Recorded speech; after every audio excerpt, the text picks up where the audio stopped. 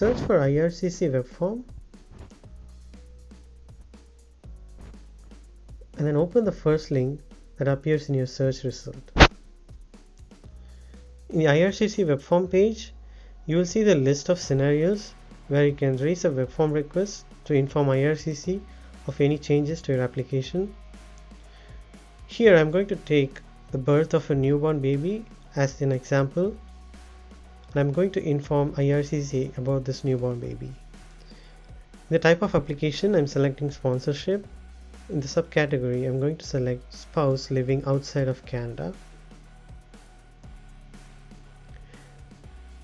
In the inquiry section, I'm going to include the message to inform IRCC about the birth of a baby. I'm including the details of the baby, such as the gender, the date, and the place of birth. I'm also including the application submission date. And I'm going to request IRCC about the necessary document that I need to submit to add this newborn baby to the application. Under the applicant information section, you can add the name of the primary applicant and the email address that you provided during the application submission.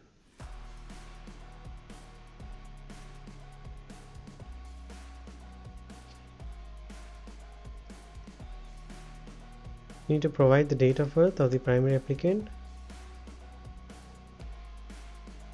and the country of birth. Selecting a random country here. You can find the UCI number or the client ID number in your online IRCC account once you link your paper application. You can also find this in your acknowledgement of receipt. You can use the help icon to expand to know more about a particular field. You can also find the application number in your acknowledgement of receipt or your online IRCC account.